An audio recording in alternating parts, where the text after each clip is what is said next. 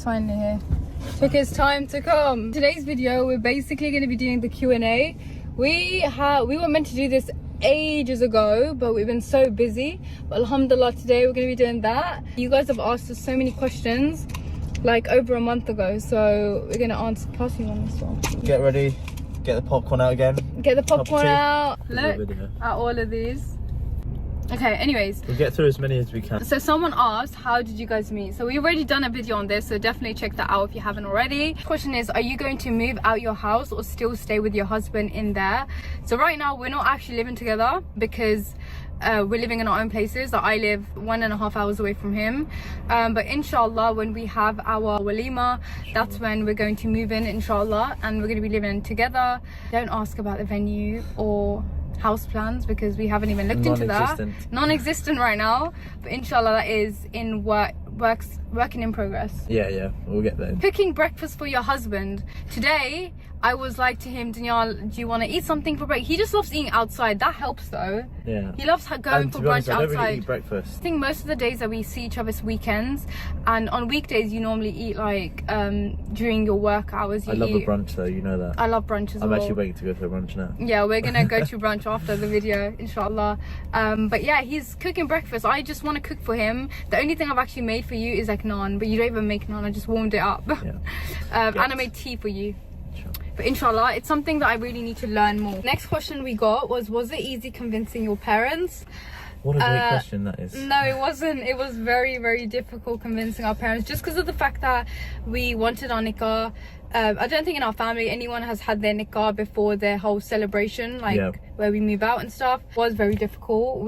That was probably the most difficult, and I think it took a lot of energy out of us mentally because it was a lot of back and forth. Yeah. Actually explaining to someone, and I'd be lying if I didn't say it was quite a stressful period for both of us to do that over a couple of months. But mentally, alhamdulillah, we got through it. It was very draining. It's something that you don't want to talk to people too much about. I'll be candid. There was times where I'd come back from a meeting, for example, and I would feel quite low, and I didn't have necessarily someone to talk to because I didn't want to turn to you and say, yeah, because hey, we'd get stressed out. Like I'd get worried. I don't want to put my stress on you. You don't want to put your stress on me. Yeah. But yeah, it was challenging, and we did convince parents in the end. Alhamdulillah, they understood our reasons for wanting to do a nikah.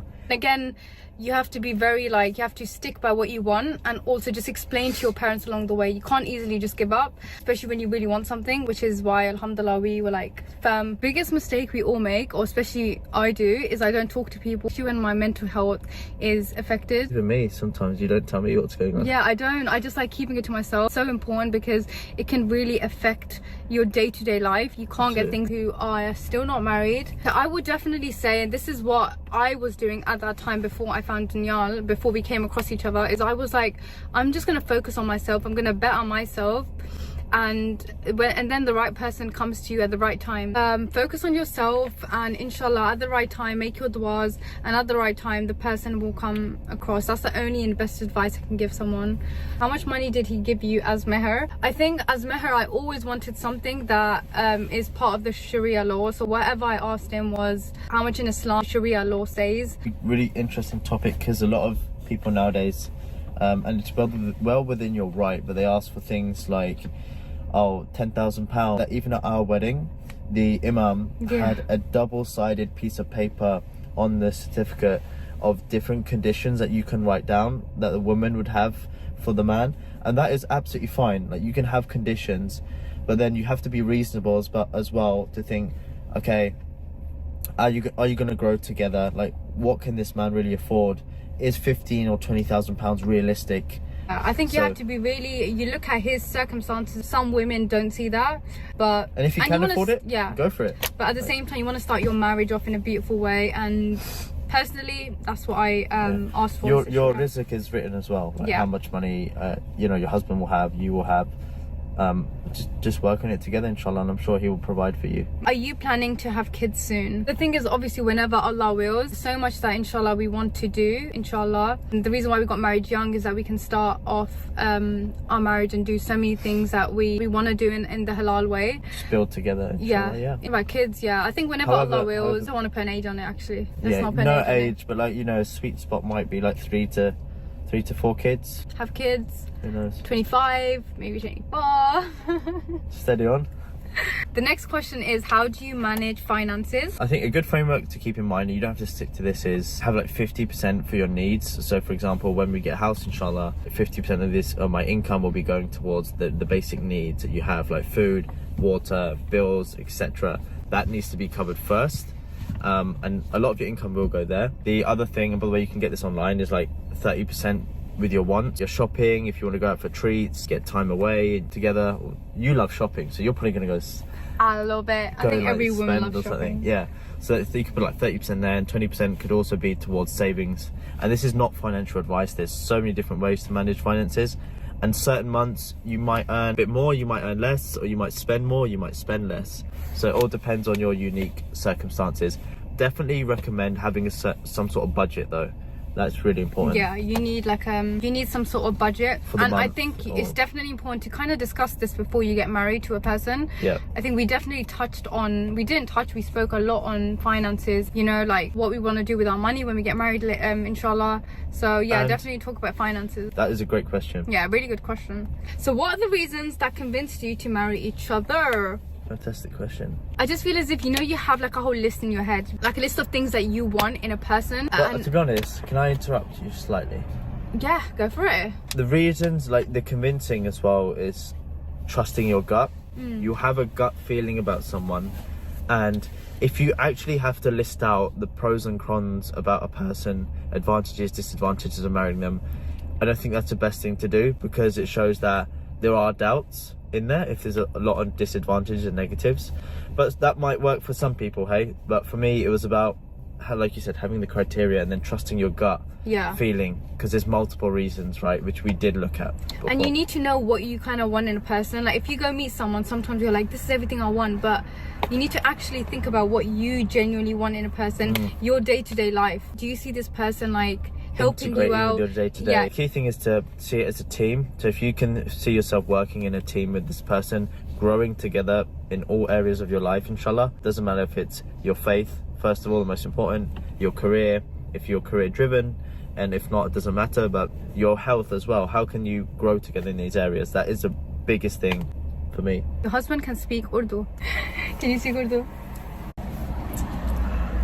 Nahi, मैं उर्दू नहीं बोल सकता हूँ. Is that right? Yeah. But I can a little bit. Yeah, we can, alhamdulillah, we can easily communicate with people in Urdu. We can understand it. We can have a film. In Urdu. Yeah, हम दोनों उर्दू में बात कर सकते हैं. मैं 5 साल पाकिस्तान में actually रही हूँ. And yeah, no, alhamdulillah, हम easily communicate भी कर सकते हैं. हम like पूरा conversation भी कर सकते हैं लोगों के साथ. Although my Urdu, हमारा, is that right? Yeah. हमारा Urdu इतना अच्छा नहीं है. Is that right? Yeah. Oh my gosh, I You're don't know how so I pull that good. off. Because I get it mixed with Punjabi. Yeah. So. Because he's Punjabi, so his Urdu is because ye Punjabi. Punjabi? Daniel, come on. There's Lahore's in Punjabi. Yeah. Daniel Lahore से हैं, तो उनका Urdu थोड़ा सा different.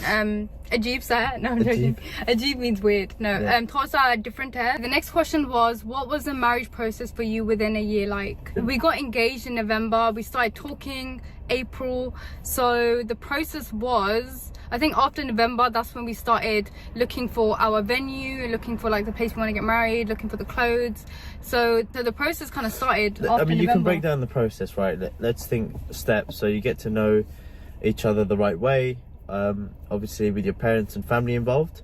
And then you go for the engagement if you want to do an engagement, just to give the word that, okay, yeah, we're happy with things, both families want to move forward. And then you can start planning your nikah. If you want to do your nikah and walima, you either do your nikah first if you don't want to delay things, and the walimas might be a bit further out for whatever reason, financial, family, whatever, or you just plan for your nikah and walima. So that's how it looked like for us. We just didn't want to jump into our wedding straight away. We were like, instead of like jumping into the wedding, we can have our nikah inshallah, and you know, when we look for our venues and stuff, we'll be married, we can easily do that. But guys, we have to get going now. My battery is low, because a lot of the questions, these were questions that came in a month ago, before like a week after we got married. So there's a lot of marriage questions, but so we want to keep it varied, inshallah. Yeah, so inshallah in the next video we'll answer some of Danielle's questions as well. Guys, enjoyed the video. With that said, and inshallah we'll see you in our next video. Don't forget to follow us on TikTok and IG because we post more on there daily. Inshallah. And yeah, take care, and inshallah see you guys in our next video.